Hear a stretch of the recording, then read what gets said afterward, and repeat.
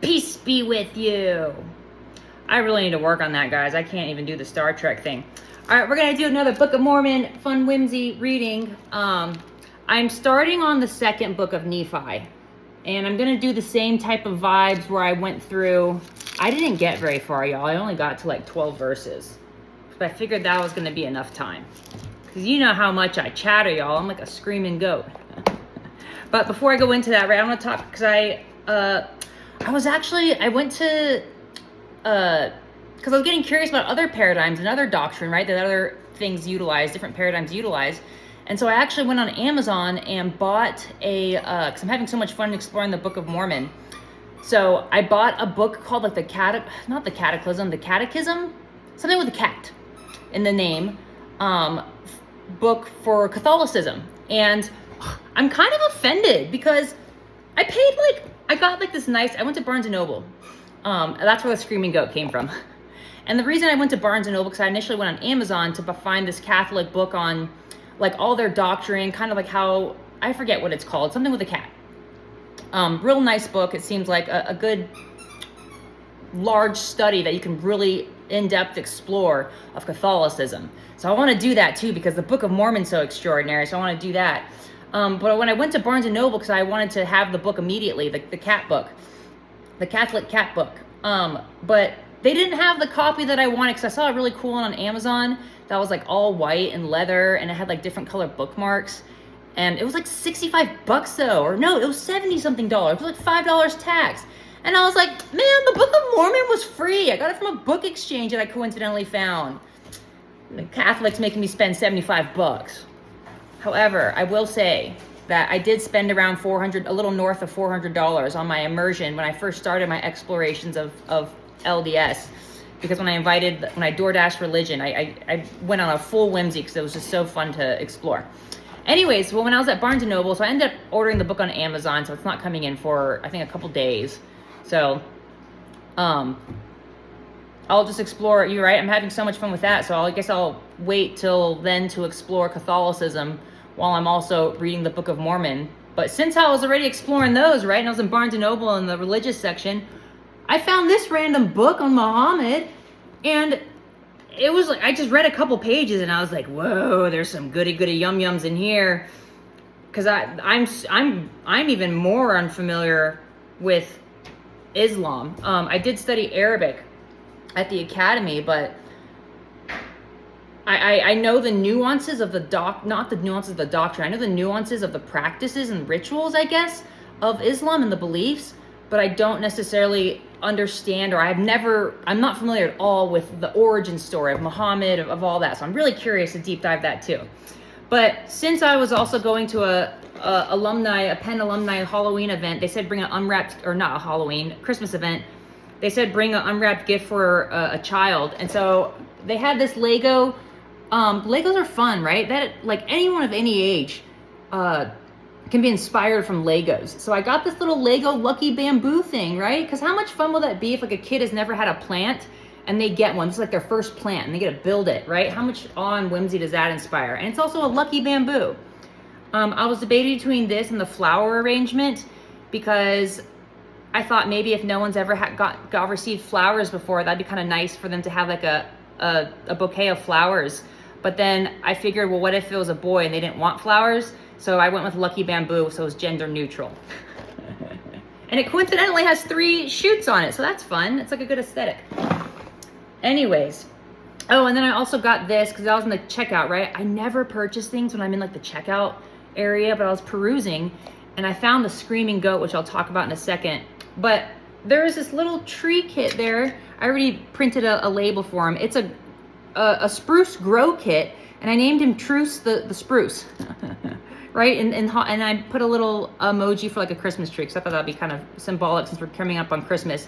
But you just rehydrate. They came with these little discs, and you just rehydrate it, and I put them out. So we'll see and it came with 4 seeds, so we'll see if they grow. But the Screaming Goat, also, because one of my best friends, who is one of my exes, I refer to her as Jill in some of my other videos, or some of the other rants that are non-LDS related. And we had a rather whimsical misunderstanding occur that was courtesy of me, that I was aware that a misunderstanding was occurring. So I got this because it reminded me of her. Because her gym equipment, I guess her home garage gym is called the Screaming Goat. And so that's why I got that for her. And then also I had, because I used to play with her dog a lot, or they used to have play dates with Yeti. So I had these Yeti stickers and wrote her card. And I took some of, because her dog's name is Bentley. And so I coincidentally went to the store to get Yeti more treats. And so I had some bees and some sticky thingies. And so I bagged them up because I had these little bags that I make when I dehydrate fruits.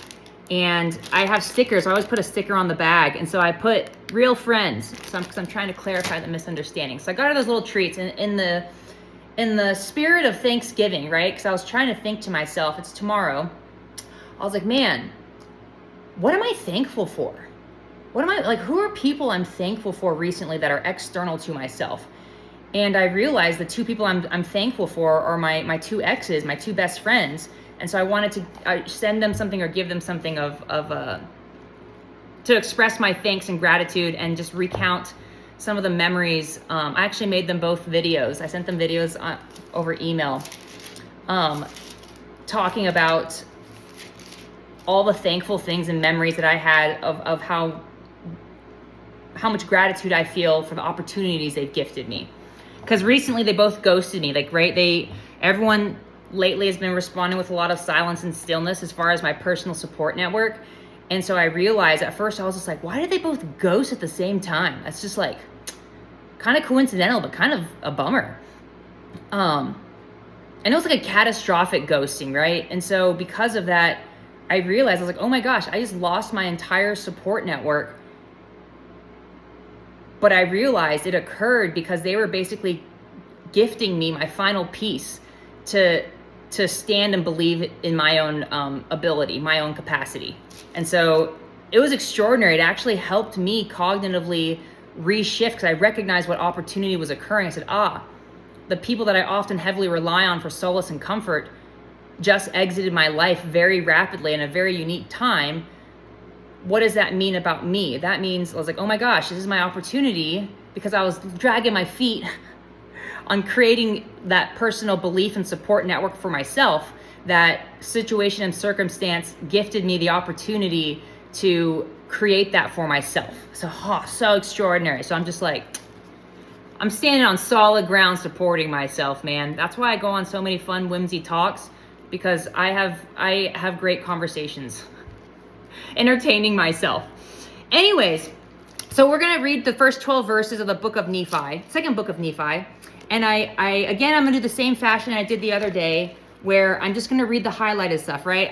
I can tell the stories at the surface layer, and a couple times I might do that and go in and out because there's so many cool layers. And I actually remixed it. I was using blue or green, but then I used some blue because I changed the layer of what I was perceiving, right? Because again, every word carries so many different nuances, right? And this book itself is just like a whole universe of discovery just to come about. Like, I guarantee you science could probably find an innovative discovery within these pages. But with that, right? So I drew two Earths, right? Like two little planets. Those will represent exoplanets. I almost did a third one or a fourth one. Oh, there's 4 O's. I almost filled in the other O's, but I was like, nah, let me keep the whimsy vibes down. But anyways, because a lot of the verses I read had the topic talking about land. And so I was like, oh, that's coincidental. Let me draw some planets in there. And so I'm going to read again the layers that I perceived or what I interpreted. So here we go. Lehi prophesizes of a land of one. Well, that sounds fun. Oh, wait, should I read it all the way through first? Or maybe I'll read it all the way through first and then I'll break it down. Okay. Lehi prophesizes of a land of one. I, Nephi, teach my brethren great things. I agree. For in the land he spake words, sparing their lives. That's the one substitution I made here, because oftentimes water, when especially with religious texts or what are defined as religious texts, when they utilize the term water oftentimes refers to the cognitive thoughts. And so what is the easiest way to influence and articulate thoughts if not through words, right? How does greater understanding occur if not through articulate and nuanced communication using words. And so oftentimes, right, water also is very symbolic. Oh, I guess I'm not reading it through all the way. Okay, I'll read it all the way through after I talk about this one change I made for symbolism. Because technically he says, for in the land he spake waters. And, well, yeah, that technically I guess you could throw up. That's speaking water, right? I've definitely done that before. But water is oftentimes symbolic of the consciousness because it flows, right? Thoughts come and go like water. They pop in, pop out. It's like a flowing river that you kind of have to get in tune with, like the current versus trying to fight it, right? Life becomes smoother when we're in a state of understanding, and that greater state of understanding occurs through words, just like how water slowly carves its way into a canyon and creates contrast and depth. Okay, let me just read it all the way through. For in the land he spake words sparing their lives, and he also spake unto them the land of promise. Switch to blue. Also he also spake unto them of promise, warning us of the land vision in which we remain. That one was nuanced. There's a lot of layers there. Okay. Notwithstanding afflictions, we have obtained a promise, a choice. Covenanted with inheritance, or covenanted with inheritance, seed this land and children forever, and all those other countries. The workings of me come unto this land by hand. This land shall bring according to which he hath given. All shall never be brought down. If so, it shall be because of iniquity. Oh, and I substituted iniquity for ignorance. Ignorance is symbolic of iniquity, right? Because iniquity is like hardship, struggle, turmoil, internal dissonance, right? That occurs when someone is in a state of learning, in a state of ignorance, right? So when I use ignorance, I use it synonymously with learning or the meaning behind it. And same as iniquity, right? Because iniquity is basically describing the feeling that one chooses to, or oftentimes what is defined as like a feeling that one perceives. So that's what iniquity is like kind of utilized there. Let me back up. I don't remember where I was. Okay. This land shall bring according to which he hath given. All shall never be brought down. If so, it shall be because of iniquity. If iniquity shall be cursed, or iniquity, if iniquity shall abound, cursed shall be the land for their sakes. That sucks. Behold, wisdom should be kept of other nations, for many nations run the land. There be place for an inheritance. Wherefore I, Lehi, promised the land shall prosper, and all nations shall be blessed upon the land. Let me read that again. That was kind of puzzling. Sorry, again, I'm reading like words, right? Trying to jump around while also still perceiving all the other words. Wherefore I, Lehi, promised the land shall prosper, and all nations shall be blessed upon the land. There shall be none to molest, nor take away inheritance. All shall dwell safely forever. When the time cometh that shall dwindle in belief, great knowledge of the earth, all men, and marvelous works, do all things from the beginning, by infinite promise. When the time cometh that shall dwindle in belief, great knowledge of the earth, all men, and marvelous works, do all things from the beginning, by his infinite, or by infinite promise. The day shall rest upon them. Oh, that sounds nice. Who doesn't like a rest day? Nations will give away from them the lands of their possession, and scatter smite. That sounds good too. There shall be great visitations. Remember my words. And I wrote, dun, dun, dun. Okay, let's break that down. Isn't that full of some good stuff, y'all? Surface layer is really fun, right? Because I can read some verses on the surface layer, right? Because it is really fun and full of whimsy. But also like the under the sea, right? Under the sea, down where it's wetter, nothing can get better. Don't you agree? I think those are the lyrics to the song Under the Sea, sung by a lobster. I digress. Oh, actually, hold on. Before I get into talking about the translation, For people, I also want to give like a little like heads up on how like human behavior works. For people that constantly challenge the Book of Mormon as like truth and try to go into the nuances of proving details as accuracy and things like that, don't bother with that, right? Because the truth is, this book exists. Why would someone try to argue the existence of the book when you can't refute it? It's like, why are we playing time? Like, it's so fascinating that humans spend time talking about what things are fiction, nonfiction, truth, like semantics. I call those things semantics, right? The nuances. When people explore those things with exquisite inspiration and effort, a lot of cool things occur, right? Look how many diverse conversations have occurred because of it. Also, look how much LDS has entered the spotlight. Look how much is causing chatter in the minds of so many people that aren't even familiar with the paradigm, right? At this point, I would argue if people across the world that have never even perceived LDS, perhaps there's a chance or probability and possibility that exists that if they were shown a picture or some sort of symbolism associated with the framework, they would be potentially able to label or describe where it came from. It's like the Coke bottle, right? When everyone sees the Coca-Cola image or an emblem, they automatically like, oh, that's Coke, right? So I would argue LDS is along those lines, right? If you see the symbolism of it in unfamiliar places or out of context or whatnot, you'll still be invoked to a memory or a correlation to LDS. So even though there's all this bad negative chatter and stuff out there about stuff,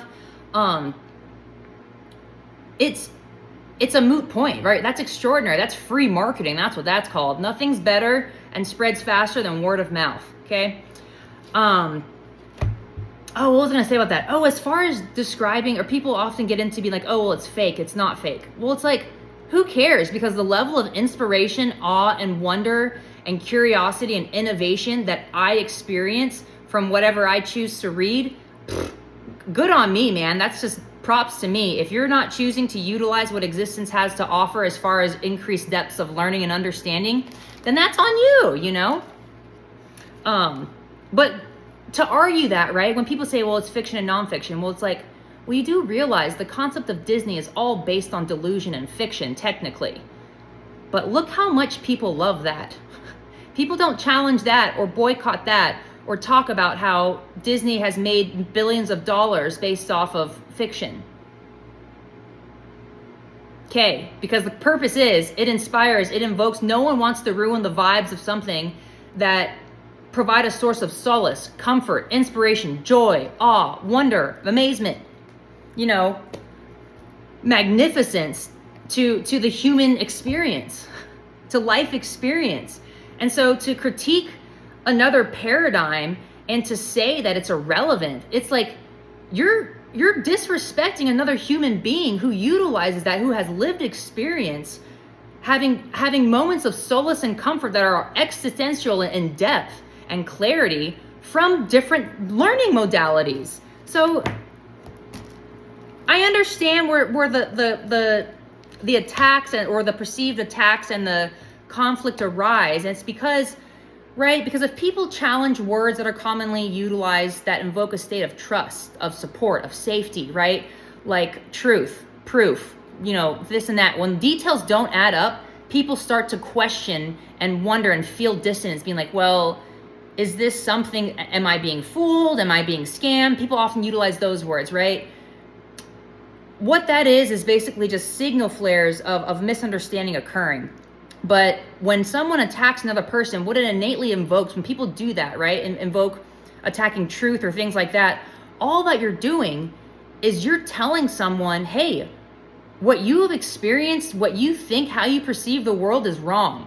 And so that innately invokes in someone and makes them question. It goes into existential crisis mode. Ooh, I love these. It'll make someone feel as if, and question, wait, am I wrong? Is my life have relevance?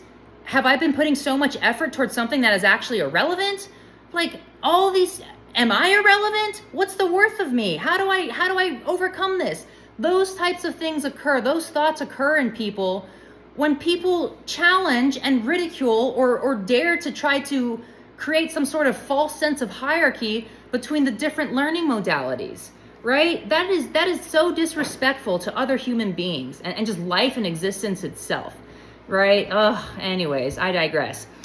So what I'm trying to say is, y'all, don't get down on those haters out there. Those comments are actually people that are so inspired based on what they have perceived that they can no longer maintain their thoughts in an internal state, and they make them more perceivable by interacting, by creating words, by doing action, right? It's so cool. It's so extraordinary. Anyways, even though, people think that your thoughts are internal and not perceivable, well, it's very hard to hide them when there's a very longitudinal data points of what you demonstrate, of where your perhaps experiences brought you and things like that you can follow back logically and then better understand the nuances of how someone perceives, existence. Anyways, okay, so let's get into this. Lehi, so I'll start from the intro, the italic stuff. Lehi prophecies of a land of one. What that is essentially saying, y'all, that's world peace. That's another name for world peace. Or if you wanted to get nuanced and play semantics and not like the idea of world peace, because I understand it's something that's never occurred, so it's kind of hard to imagine.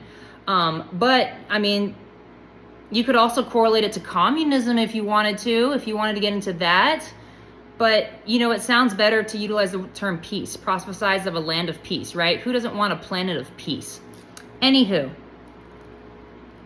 I, Nephi, teach my brethren great things. I agree. Nephi, your life and the things that are written about you are extraordinary. The way you articulate your thoughts and how you perceive things is extraordinary.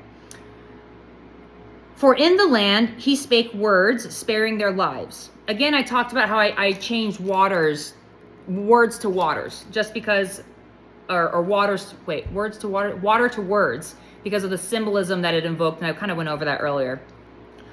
Which is true, right? The words that Nephi has written and spoken the land and shared, they have saved thousands and millions of lives. They have influenced and created this extraordinary ripple across the totality of humanity. And look at all the things that have occurred. I mean, even talking about, so I'm on a sidetrack. The polygamy thing, I made that correlation, right? Because I was like, I bet those, that's extraordinary, like women's rights and stuff. People commented saying, well, actually, the women that were the wives involved in polygamy, they were very instrumental in their efforts to secure women's suffrage. And I was like, wait, what? But then it didn't surprise me when I thought about it more.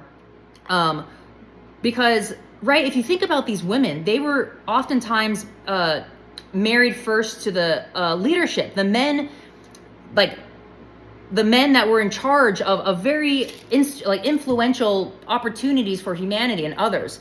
And so because of that, they innately had exposure to different types of environments that women at the time normally didn't have opportunities to have, right? So they were basically, all those wives were basically learning how to expand their depth of cognition and capacity and belief in themselves, right? Because they get to see and perceive the behind the scenes of what occurs in maintaining a extraordinary infrastructure and framework and paradigm.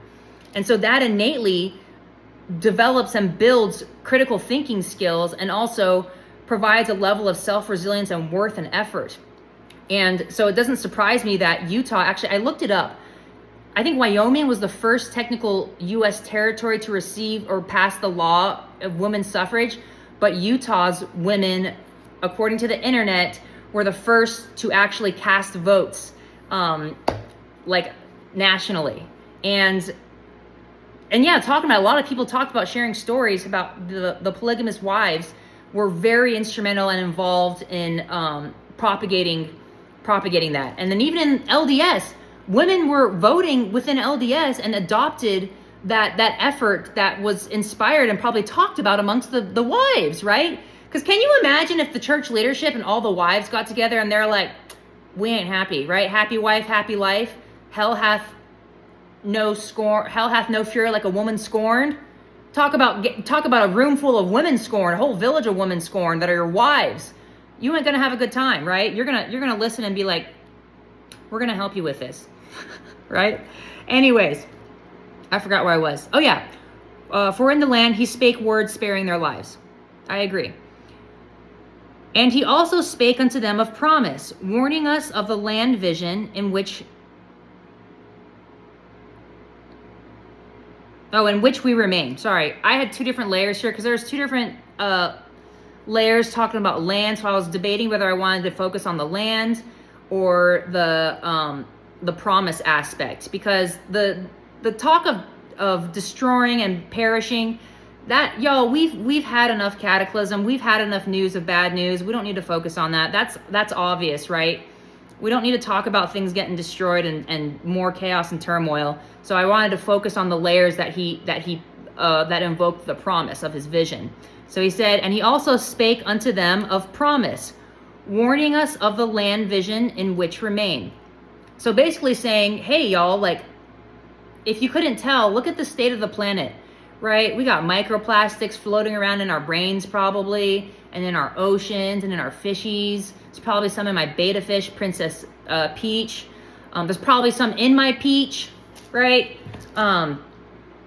We have so many endangered species. I saw Lacoste actually did a really cool campaign where they changed every single logo in every single store to endangered species silhouette.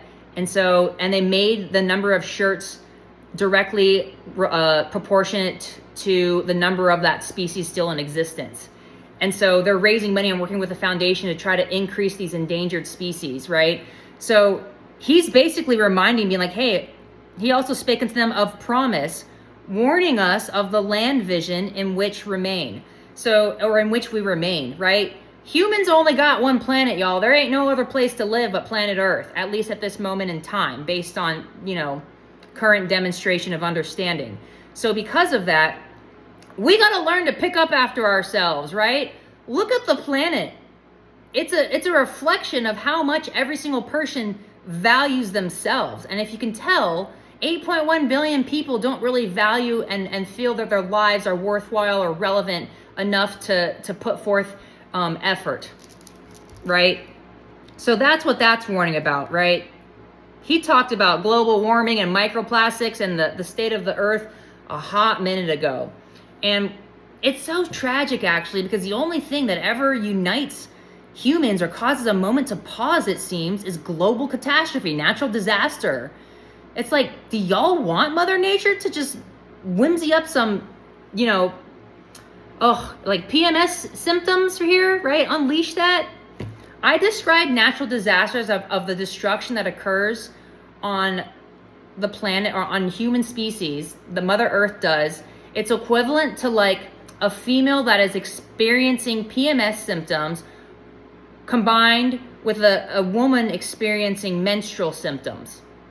It's actually probably equivalent to all of Joseph Smith's and Brigham Young's wives exhibiting a state of either menstruation or PMS or menopause.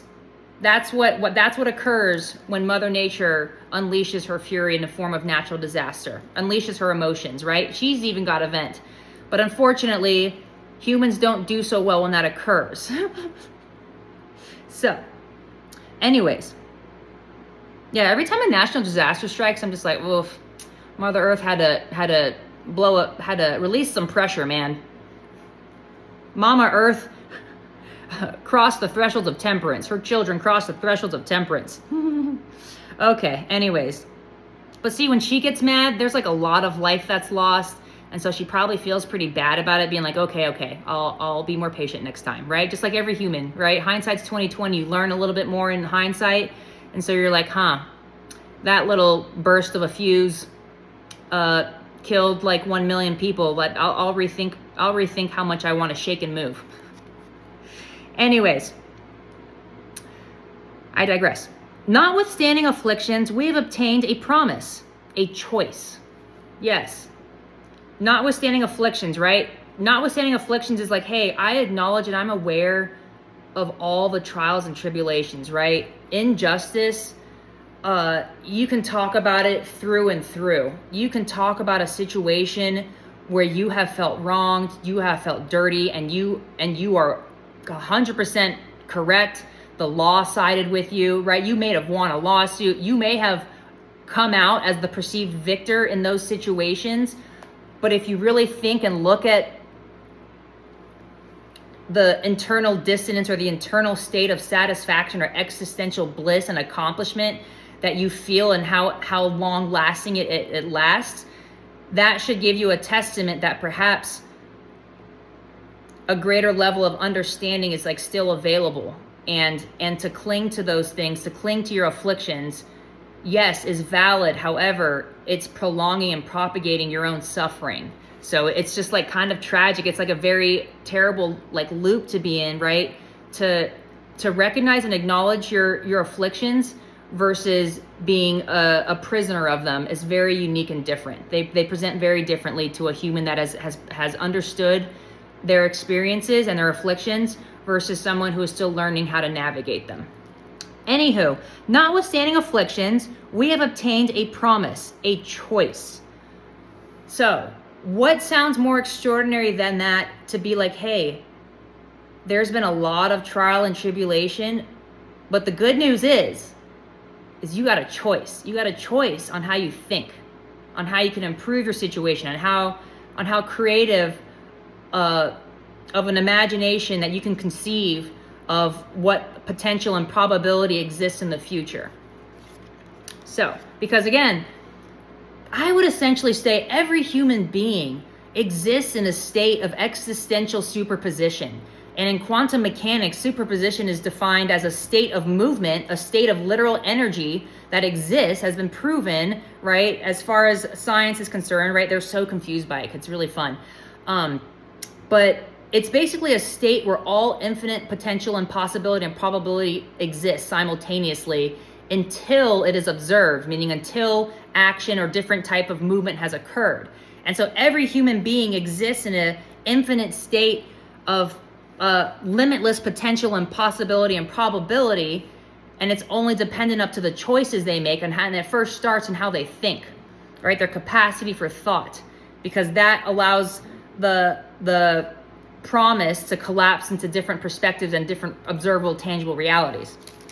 Anyways, covenanted with inheritance, seed this land and children forever, and also all those other countries. Because he's basically saying, right? Covenanted. A covenanted thing is like really like it invokes very similar to the pronunciation and thus correlation to a covet, to covet, right? To covet a connection with another. That's like a convent, right? That's what I call it. Covenanted, right? It's something that is like, it invokes really sacred and reverent vibes, right? To covenant with someone, to covenant with something is like acknowledging your efforts, acknowledging the totality of your existence, right? It's just such an extraordinary word to utilize and invoke. So covenanted with inheritance, right? Meaning with all your potential and possibility and infinite probabilities, seed this land and children forever, and also all those other countries. Because what that's saying is basically like this land, right? This planet, seed this land, take care of this land, right? And children, take care of, seed this land and children forever, meaning like the offspring, the future. Like covenant, make a covenant with your inheritance, with your potential and infinite potential and possibility, and seed the earth and propagate the future, and also all those other countries, meaning, hey, make sure all other humans on the planet also, spread some good seeds too, because we're tired of eating this rotten fruit, y'all. This fruit out here that's just like, not rotten, right? Because rotten fruit makes alcohol. Who doesn't love alcohol, right? It's like a kombucha. Ooh, I have my kombucha. Let me go get it. I'm getting a little thirsty. I'm doing a lot of talking. A little lot of monologuing. I have a kombucha I opened from a couple days ago. Theoretically, some of the alcohol evaporated off. I don't like to throw away things I don't finish. So even if I didn't finish this and I decided it was gross, I'll feed it to my plants. Or I'll pour it into my plants. And no one's died yet, so that's good. Okay. And the part about, and also other countries, because it said seed this land and children forever, and also all those other countries. Because that's basically saying, right? Like, hey, humans utilize so many different unique and extraordinary labels. And if that is not demonstrated by the number of countries and nationalities, then I don't know what it is, right? Because how boring would it be if every human was like, oh, like, where are you from? Oh, I'm from Earth. Oh, me too. Oh, hey, like what geographic location or what label do you utilize? Oh, I utilize human. Oh my gosh, me too. Okay, well, that was a boring conversation. What other labels do you utilize? Oh, I utilize American. I utilize female. I utilize male. I utilize, whatever, bamboo. I don't know. I was looking at the bamboo. Right? So, and also all those other countries is basically like, hey, also don't forget about the other humans that exist on the planet, because they're required for this whole thing to work. Right? Okay. The workings of me come into this land by hand. That's instructions, right? Being like, hey, how is this going to happen? All right, cool. We got a plan for the future, world peace, cooperating. We got this cool inheritance that's promised to us if we, start behaving not like children that don't know how to take care of their toys. How are we going to accomplish this, right? Well, the workings of me come into this land by hand, right? The physical, the instantaneous manifestation of matter has not been unlocked yet. It doesn't mean it's impossible, because again, the word impossible spells I'm possible. However, that concept cannot be utilized, right, in a realistic way as reality currently exists, or that we immerse ourselves in, unless we actually physically put forth effort. So that is saying the workings of me come into this land by hand, meaning by, hey, you got to physically move to accomplish things and to experience life. If you don't move, like if I physically sat in this chair for the concept of forever, I would die before forever expired, right? I would no longer get to experience life if I just stayed in this physical spot, right? So that's what's saying. And so that's a good verse, actually. I'll go by, because I'm aware, right? This is, again, a nuanced reading. So on the surface level, this is what the full verse says. This is verse 6. Wherefore I, Lehi, prophesy according to the workings of the Spirit which is in me, that there shall none come into this land, save they shall be brought by the hand of the Lord. Okay, well, that's good too, but it gets hard, and people sometimes, this is what people struggle with that aren't familiar with the paradigm, because that phrasing basically says, you have to do it my way or the highway, right? If you don't do it our way, that means you're not going to have access. And so that doesn't really necessarily invoke into someone a desire to, be gung-ho about it. And so the presentation of words matter. The presentation of interpretation matters. And so that is why I went down to the nitty-gritty, and I said, the workings of me come into this land by hand. And that's essentially a roadmap that enables you, right? Because if you work really hard and put forth effort, then the surface layer of the verse will naturally occur, right? Naturally apply.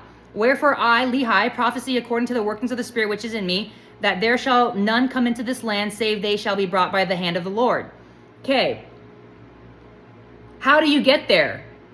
Well, the workings of me come into this land by hand, meaning put forth effort, and you'll be able to experience the surface layer or have that apply to you, right? To be able to explain it that way.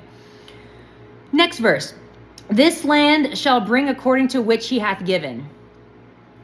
Again, that's more instruction saying, hey, how do these things come into fruition? How do these things become reality? Well, the land will only bear fruit to what it has been received or what has been given, right? You reap what you sow. That's a famous quote, right? Or I don't know where that actually came from. Did it come from the Bible? You reap what you sow. Or was it a song lyric, like the Grim Reaper? Like, isn't that a song, like the Grim Reaper? Huh. No, I made that up. There's a song called Fear the Reaper. Maybe it came from there, because it goes along with those vibes, right? You reap what you sow, fear the reaper, fear what you reap, fear what you planted. Yeah, a lot of people, I have so many times in my life where I'm just like, man, I remember that moment when I planted that seed. Oh, that grew quick. Ow. Oh, man, so many good. And or I've had some real big things that I'm like, I did everything exactly how, to the best of my ability, and it cost me like 3 times as much. Well, that's odd. I wonder what's gonna grow from this seed, because that's a big one, right? So it's always fun to perceive that. But anyways, this land shall bring according to which he hath given. Does that not invoke a state of, hey, you got to put forth effort, right? You can't learn new things unless you seek out learning, unless you're aware that you're learning or desire to understand to a greater depth. And most times I would argue people are unaware that a greater depth of understanding is even available. But I'd argue that it is based on, demonstration. Okay. Excuse me. Oh, I had fun with this one because I utilized the word shall and I recursive mathematic layered it. Because I did all shall. So I made 2 words out of the utilization of one single word. Right? You have so many C's, there's so many layers, y'all. I'm waiting for someone in the comments to be like, look what I perceived. And you can like find this, right? Because when you resonate with a certain thought, right? Because right now, if you become aware, my resonance is geared more towards like the vibes of like love and like world peace and like happiness and existential clarity and things like that. And so naturally, when I read things, I perceive words or I perceive messages from within every book that I read that support or help me perceive and validate that thought process that I have going on. So, all shall never be brought down. If so, it shall be because of iniquity. If iniquity shall abound, cursed shall be all the land for their sakes. So with that, y'all, like all shall never be brought down. Meaning every single human on this planet will receive ruthless clarity if they desire on how extraordinary and magnificent their existence is. And that they can accomplish whatever they desire from whatever paradigm they desire, right? My goal is to like expand the extraordinariness of every paradigm that the human race currently utilizes to such a profound level that everyone gets excited and is like, we do think the idea of world peace is a good idea. Let's try to do it. Right? Doesn't that sound fun? Because I'm pretty sure everyone's over the violence and chaos vibes. Oh my gosh, actually, I was on CNN earlier and there was some like fire and like 60 some people died. That was a bummer. And like someone was talking about the Epstein files and some wild things. I'm just like, wow, we're going on a whimsy, aren't we? We are going on a raw department of raw. Of raw reality. Okay, anyways. So all shall never be brought down, meaning every single person's going to be able to articulate and believe and understand how extraordinary they are and everything that they've ever accomplished, everything that they believe is truly sacred and reverent. Okay? All shall never be brought down. Dot, period. Slay. 6, 7. Okay. If so, it shall be because of iniquity. Well, it's like, if you look at me, right? People have seen all the wild things that I receive, and some of them can be perceived as, negative and harmful. But it's not the case, because it says it here. If so, it shall be because of iniquity. Iniquity is describing the internal state of dissonance and turmoil that one feels when they are in a state of iniquity, which is synonymous with a state of ignorance, which is synonymous again with a profound state of learning. Learning is tough, And it's even tougher when you're unaware that you're learning. And yeah, that really sucks, right? Can you imagine the surprise on like someone that's like 99 and is like, just kidding, you've been learning this whole time because that's synonymous with the concept of life. They'd be like, what? No, I don't want to go back to school. It's like, well, technically, you know, as long as you're moving, you're learning, because when you move, you learn new things, you discover new things. And existence itself fundamentally moves. So existence itself is always seeking learning. Therefore, everything that is created out of existence is trying to learn. Anywho, like, right? Even my plant is trying to learn. Truce the spruce is trying to learn. Come on, little guy. Positive reinforcement. You're in good vibes, man. Okay. So it's basically saying, all shall never be brought down, but if it does occur, it shall be because of ignorance, right? So when you encounter it, it's basically like, hey, that is a big red flag or a big signal flare that you are encountering someone that is in a state of learning. So interact with them appropriately, because you're aware that you too are in a state of learning. However, you're on a different maybe chapter of learning than they are. So don't belittle them, don't degrade them. Utilize your words to try to bring them out of a state of iniquity. That would be a true mic drop, right? To be able to bring someone out of a state of iniquity into a state of understanding. Okay. If iniquity, if ignorance shall abound, cursed shall be the land for their sakes. Meaning, right? If large aspects of the species choose to continue propagating misunderstanding and violence, choose to remain in a state of ignorance, although they are glaringly aware, across the globe, it is aware that they have received a depth of clarity and explanation that would naturally invoke a state of understanding. However, if they choose to remain ignorant and shy away from that, then they will experience, the land shall be cursed for that reason, right? We all suffer, right? That's why all these good people, right? I guarantee you everyone watching these videos considers themselves a good person, right? Just because you're a good person doesn't mean you're not going to be immune from experiencing the chaos and turmoil of the world, right? It's a whimsy when you leave your house. We are back to the caveman days where you are unsure whether you're going to come back home after you go out for the day. Oh, man. It's fun. It's fun. I live every day like my last day, because I'm just like, well, we never know what's going to occur. Here's to another one. I think I'm going to press snooze on my clock one more time. Because I love sleeping. I love it. Okay, anyways. Behold, wisdom should be kept of other nations, for many nations run the land.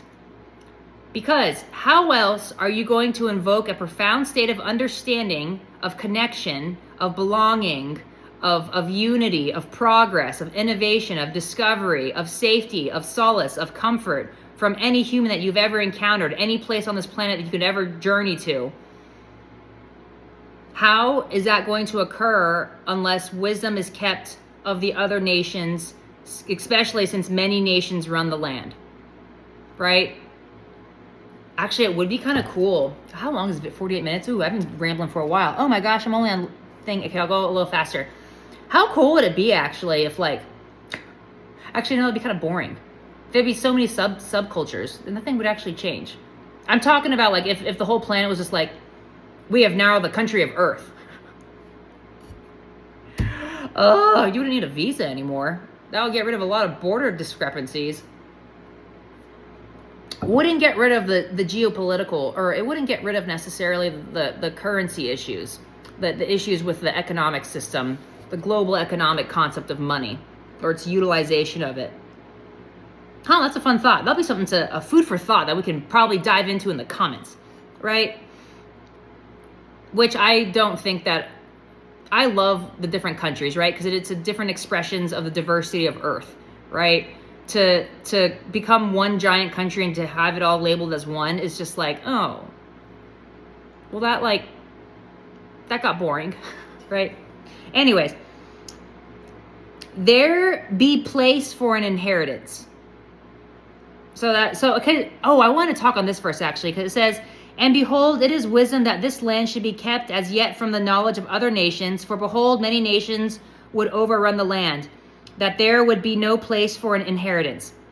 So I love this. I love what Nephi did here, because these cognitive goody-goody yum-yums, these instructions, they're not meant to be easy to find. These are cognitive hidden Easter egg hunts that he created, right? He was a prophet, right? So the dude obviously has enough awareness to hide instructions in his own words. So on the surface layer, this sounds like, and behold, it is wisdom that this land should be kept as yet from the knowledge of other nations. That makes it sound like, right? Because on the surface layer, he wants to challenge people, because once someone has achieved a greater level of understanding, they'll be able to unlock the underneath that and perceive past the surface layer.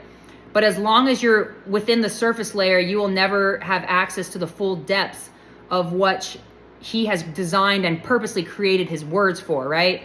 Because I'm not adding words, y'all. I'm just literally taking out the subconscious layering, the hidden layers that he has purposely created for those, to make learning fun, right? To make the LDS paradigm and every other paradigm, every book has this, every sacred text has this, but every paradigm, right? This is what makes every paradigm novel and innovative, even though you've been practicing or even if it's been around for a significant amount of time, right? This is the stuff that he literally created this book and wrote it. So it evolves, it not evolves, it reveals itself over time. It's like a growing plant, man. Talk about a prophet. He modeled life. Anyways, so on the surface layer, right, it says, it sounds pretty negative, right? It's basically kind of like saying, wisdom of this concept of this land or whatever, this promised land, should be kept from the knowledge of other nations, meaning like hoard this stuff, gatekeep it, y'all. For behold, many nations will overrun the land. He's playing into like these very emotional, primitive reflexes, because he wants to challenge people to be like, hey, are y'all ready for the next level? And this is it, y'all. It's here. And so, because that's very, guys, it's very obvious that it's invoking a state of propagating physical violence and chaos, right? To gatekeep anything, right? It literally says, it is wisdom that this land should be kept as yet from the knowledge of other nations. For behold, many nations would overrun the land. There's no place for their inheritance, right? Talk about someone showing up, right? That kind of reminds me of the vibes of what Catholicism did when my homeless people showed up for their package, right? Because I used them as the post office and delivered them over like $100 of worth of journals and books. And the Catholic Church, when my homeless friend went over, my philosopher friend went over to pick it up, they said, there's nothing here for you. And I heard it on the phone. Oh, it was so heartbreaking. It sounded just like the vibes of what is being invoked here, of talking about these other nations, right? Those are humans involved in those other nations. And so Nephi is clearly challenging, right? Every other paradigm, and a lot of authors use this, they speak at a surface layer to see and challenge people to see who can go past it. And I argue that LDS framework has done it, right? They're able to perceive past that, because I have yet to perceive them talking negatively about other people, at least that I've experienced or perceived. I haven't seen them, say that like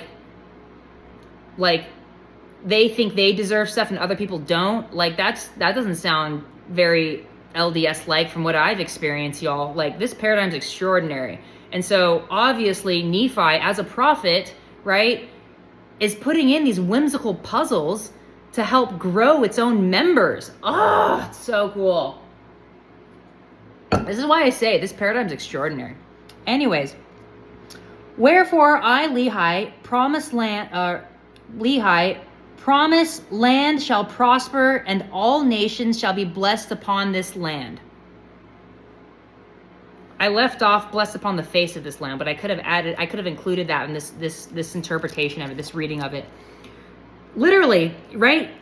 Verse 8, on the surface layer, he literally talks about how, right, gatekeeping the wisdom, keep it from others, don't let them in. because they'll overrun it. This is no place for them. We have no seat at the table for them. But then the next sentence, though, the next verse, he offers clarity, because for those that can perceive past the surface layer, right? Because he's like, y'all, LDS, y'all are extraordinary. I don't want to make it too easy for y'all, right? Because if it's too easy, it's not fun. Learning's not fun if you're just giving all the answers outright. Do you know how boring it would be if like all of this was revealed from the get-go? Not fun, right? It's so much more fun, right? Because you're getting to rediscover and feel that moment of awe and wonder that you first felt when you initially discovered it. It's so great. Okay, anyways, that's why like in the future when I read this again, right, I'm going to perceive something whole new on it. It's going to be so cool. Anywho, so that's why it's really cool, right? Because the verse prior, he says, behold, wisdom should be kept of other nations, for many nations run the land. There be place for an inheritance. Wherefore I, Lehi, promised land shall prosper, and all nations shall be blessed upon the land. Tell me that ain't logical, man. Tell me that is not a hidden, yummy, cognitive roadmap to that Nephi has hidden in his words. And what a prophet, man. That's a mic drop of a prophet, let me tell you. Okay. Like it's like Oprah. You get a car, right? Who doesn't want that? You get prosperity. Although I will say some people, it does appear that some people are like, ooh, not you though. You don't get prosperity. We don't like you. That's not a good look. That does not make people vibe with those jives, you know? Jive with those vibes. That was a dyslexic moment there. Oh, that was a chiasm I made. No, what was it called? Someone in the comments made a really cool word that I'd never perceived before, and I really liked it. It's basically making an X or a figure, like a cross figure, a crisscross, with reflecting words and mirroring them. Like, this isn't like, I forget. Anyways, like how much wood could a woodchuck chuck if a woodchuck could chuck wood? Would that account? No, I don't think so. Anywho, sometimes I do that with my comments.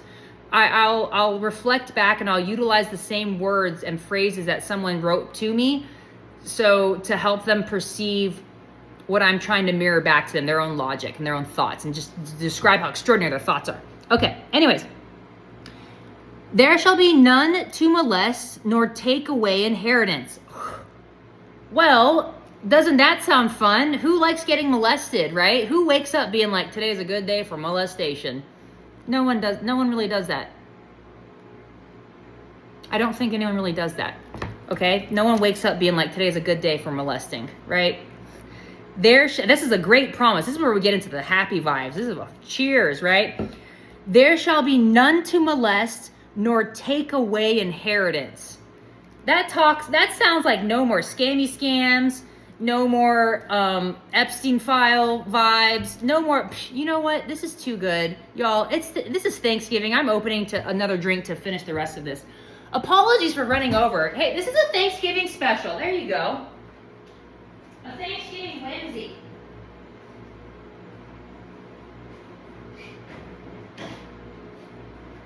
Y'all, I'm not even at the thresholds of a college lecture. Or maybe I am. I don't recall. Are lectures an hour? I don't know. I'm going ruby red, guys. Ruby red with some grapefruit, some tang. Pooty dooties. Yes, you want to say hi? Hi, this is Poodles. She's in species crisis because she thinks she's a human because I raised her like a child. Oh, you want cuddles? Look at her. She is just like a kid. Tell me she's not a toddler. Okay. She did learn it the other day at the gym. Some of the gym members came up to me and said, yeah, you learned how to drink out of the water fountain. Because, again, I raised her to be independent. I raised her like a human, because I have no idea how else I would raise her, right? I treat her like I treat myself. And she, Pooties. I'm working, sweetheart. I'm making a lecture. I'm monologuing. Ooh, you know what? That'd be really cool, actually. If I got an invite from BYU, I would love to come hang out. I'm waiting for it. Actually, I'm waiting for an invite from LDS, right? Actually, like that's one of the reasons I'm going to explore Catholicism. I'm trying to get an invite to the Vatican, Like, how fun would that be to get to discuss all the beautiful and extraordinary things about existence from within the leadership of a paradigm, right? Can you imagine, guys, getting the opportunity to like go walk in the Vatican Gardens, right? The Sistine Chapel, where Da Vinci, like, and all these great and extraordinary ideas and innovations and discovery originated from, and to talk to the leadership of Catholicism at the Vatican, and like just go walk through the gardens and have tea with the Pope, Papa Pope. That sounds so extraordinary. So that's what I'm going to try to do next. But yeah, I would totally accept if someone wanted to invite me out to BYU, check out some vibes. I love BYU. I actually read or I watched a video on LDS and the church, and how much they support the tuition for students attending BYU. And the campus is beautiful and extraordinary. And if you look honestly at the longevity and the history of people that are defined by the paradigm of LDS, they've been quite successful, right? Because like at the beginning of the origins, right, there was some serious trial and tribulation and hardship that they had to do to create a solid foundation. And because of how much effort, because of the people that stuck with it and kept putting forth effort and doing extraordinary things, y'all, they built like full-on functioning metropolitan areas that are still existing today, like from scratch in multiple locations, when they kept getting kicked out everywhere because they were too innovative for the normal, what was defined as normal at the time. But y'all, that explains, right, how extraordinary they are at navigating the logistics of running such a vast and extraordinary paradigm. And for those that talk about how the church is like stealing money and this and that, bro, you can make that about any human being, right? Everyone hoards money for retirement. What is that, right? Everyone tries to pile some sort of money fund to save for the future, and because of fear. That's called financial discernment and budgeting, right? Like, if you look at people and you're like, oh, can you spare $1? Can you donate? Like, oh, no, I can't. It's like, really? Well, how much is in your retirement account? People have a lot of money in their retirement accounts. They've worked really hard to save and put forth their nest egg, right? Their comfort, their safety blanket. And then for you to call them out and be like, really? You don't have money to spare? What's this? It's like, bro, that's called effort and financial discernment. That's called propagating and having a resiliency towards lasting into the foreseeable future, right? Every single company can be defined as hoarding money and stealing money. Okay? To utilize those terms to describe a system that is practicing financial discernment and longevity for the totality of what they desire to be around and exist, well, yeah, it's quite smart. I was on the HOA board, actually, and I joined the HOA board because every year they send out an annual, like, the fees and stuff, and the breakdown of all the things that they charge us for and all the accounts. And I'm just like, why is this costing so much? Where is all this money going? What is going on? And so that's why I joined the board. I had to literally campaign and run for the board, and I got elected. It was so much fun. I sat on it for 3 years, and then I whimsically retired. I had one more year left, but I got reelected, and I didn't even vote. And I was like, no, I'm not inputting anything. If people desire to reelect me, then so be it. But I didn't even vote for myself. And I beat the president of the HOA with votes. Oh, that was so awkward at the HOA meeting. And I was just like, oh dear, what just happened? Anywho, but again, I joined because I was curious about how the finances were, the logistics behind running an HOA community. And boy, am I glad I joined, y'all. The HOAs do some real cool stuff, right? Like super cool stuff. I'm aware that people oftentimes, it's so fun to poke fun at the HOA and give them hell, for lack of a better term. But right, look what that does though. Like, look how many people have fun, like enjoying like trauma bonding, they call it, right? Like, hey, you got a letter about your trash can, I got a letter about my bushes. Ugh, HOA, right? There's been some good creativity that has arisen for satire and comedy and humor due to HOA boards. But that goes into it. There's like multiple accounts that HOA does, this community has, but there's like there's more cash flow and financial revenue or accounts in the accounts than I anticipated for perceiving. Like $500,000 or $300,000, something insane like that. But a lot of it is utilized because they do something called like reserve studies or something like that, where we have to like literally pay a financial institution to run an analysis, like either a 5-year prediction analysis based on current market trends of the economy and also the longevity and the infrastructure of our actual community. And y'all, inflation within just a year, insane. Like there's like some like 132% jump in prices in a single year. And then that leads to the more being like, oh, triggering, we need to have more money in the reserve funds. Like they literally maintain an account that has like $300,000 in it for longevity purposes, for like 5-year mark, 10-year mark, whatever. So LDS, right? It's millions of people. They're supporting a system that has millions of people. Yeah, that requires money because the entire world utilizes the concept of money to have anything get done because everyone's too selfish to put forth effort without receiving something in return.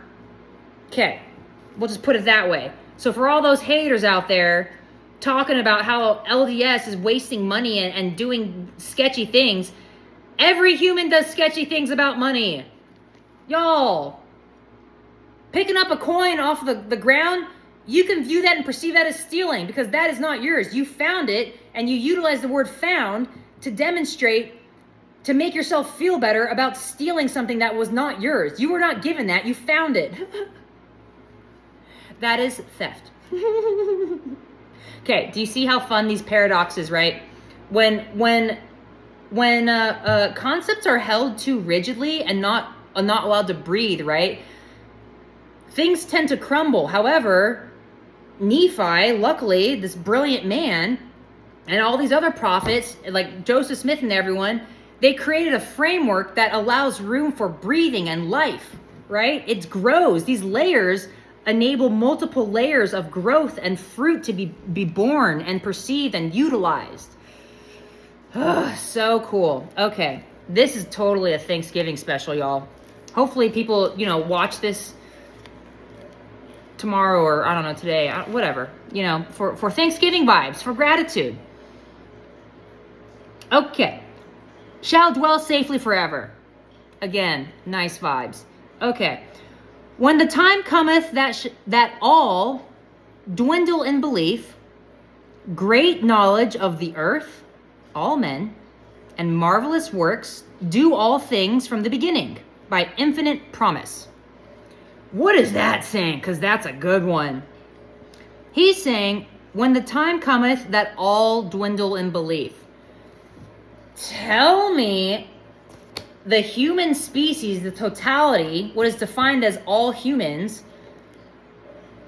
are they not dwindling in global belief that there's hope in the future? Like, people, I'm pretty sure, are looking around being like, I'm starting to feel concerned about the longevity of the human species. Right?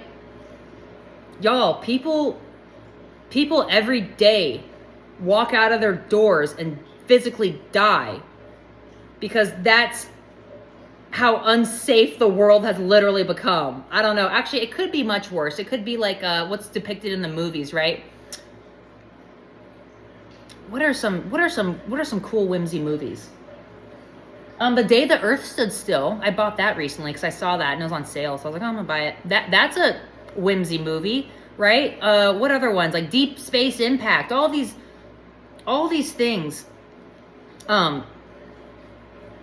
People are grasping at straws these days for any source of inspiration and belief that there's hope, that support or clarity is going to arrive. Like, tell ya, people are definitely dwindling in belief. That is a cup that is very much half full. Okay. When the time cometh that shall dwindle in belief, great knowledge of the earth, all men, and marvelous works will do all things from the beginning. That is basically saying, hey, y'all are going to be given the answer key to the totality of existence. About every question that you could have ever imaginable and create in your mind, the knowledge of that, which includes the earth, all of humanity, and all great and marvelous works, will become available, which will thus enable humanity to do all things from the beginning by infinite promise. That's like invoking a state of infinite potential, right? To be able to understand everything from the beginning of the origin of existence is like that's like a big mic drop of knowledge, right?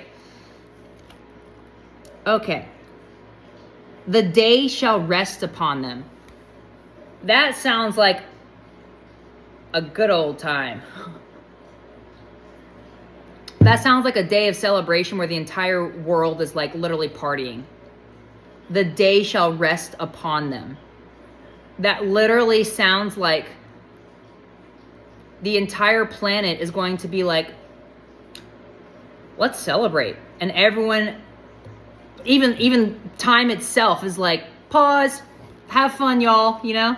That's what that sounds like. Nations will give away from them the lands of their possession and scatter smite. How cool does that sound? That sounds like all the people, all the totality of existence, the totality of humanity, the entire species, 8.1 billion humans that comprise every nation on this planet, will give away from them the lands of their possession and scatter smite. Well, that sounds like they're going to perhaps set aside semantics and scatter smite, right? What is smite if not violence and chaos? Will give away from them the lands of their possession. That sounds like a state of profound understanding where sharing becomes caring, truly caring.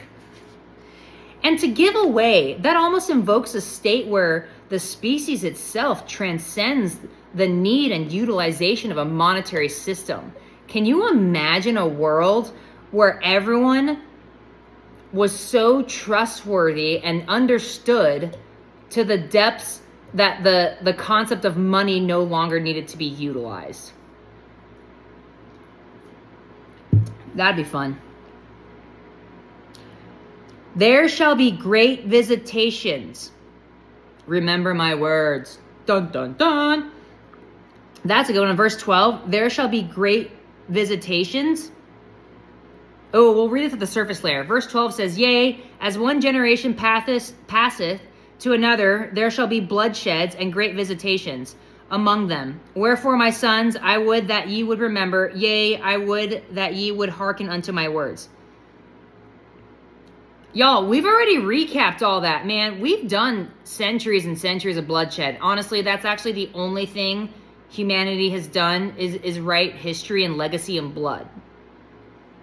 But understandably, violence is the only thing that they could think of and create in order to propagate what they perceive is a profound state of understanding. So it's understandable, right? They were putting forth extraordinary effort, and that extraordinary effort came at the idea of extraordinary force, physical force. And so it led to some whimsy things like nuclear weapons and what else? Oh my gosh, even like ammo. Y'all, the concept of ammo literally documents like the concept of like a male going through puberty, right? Because if you look at how weapons started, the musket ball, the bullet started as a ball. What other balls exist on the human anatomy that is often defined as a ball? Eyeballs. Eyeballs. So that's a good start. Surely the men that invented the musket and the gun and the ball as the bullet to kill another human or another life was modeled after eyesight, the eyeball. Like, oh, the eyeball's round, that seems to work well, so let's use it. Let's use the ball, contrary to other balls that could be utilized from inspiration on the body. However, the evolution of the bullet takes a turn. Sorry, I'm done talking, but I'm just going on a whimsy now. Oh wait, no, I wasn't talking about that. The evolution of the ball, the bullet, right? It evolves to a more oblong shape because it has better dynamics going through the air or with friction and whatnot. And then coincidentally, men, this is complete coincidence, y'all. This is like Swiss cheese theory lining up. Anyone can refute this if they desire, because I'm not blaming penises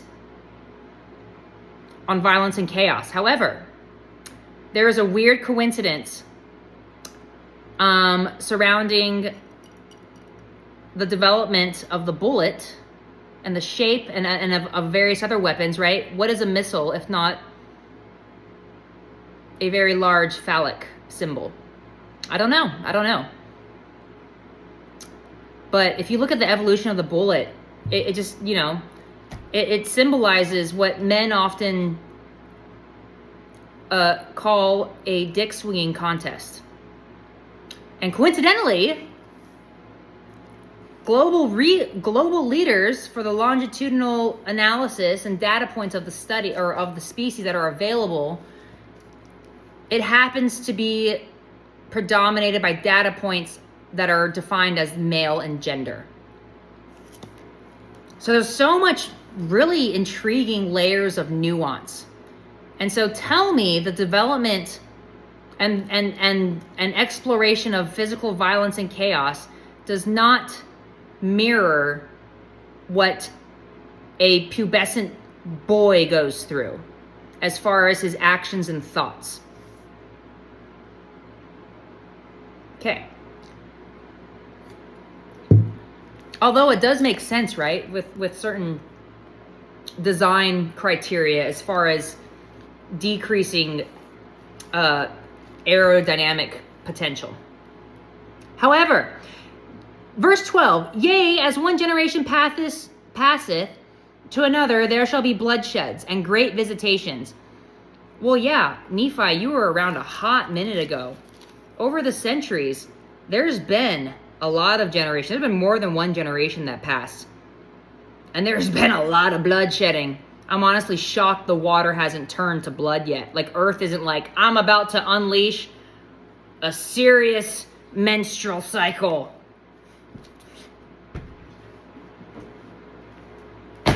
I don't think we have a tampon big enough for that, y'all.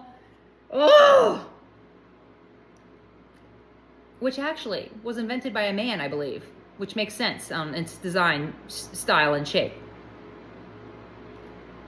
But just like Nephi, what is once oriented as a bullet becomes a flower. A bud. What is oriented once as a bud becomes a flower when invoked to a maximum state of saturation. Which is why he says, remember my words.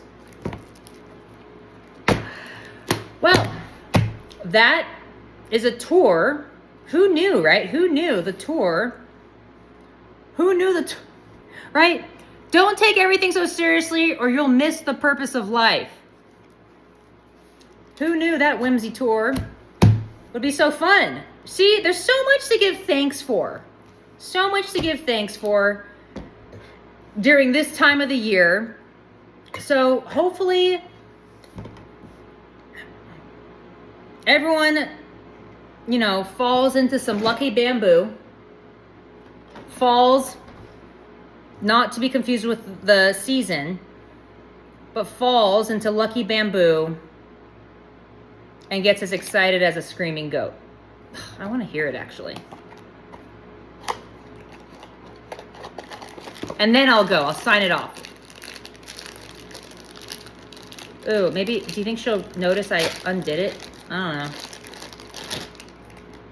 Oh, I gotta pull the tab. Okay, I'll just tell her I did it for my video. Peace be with you. How do I do this right? Peace be with you.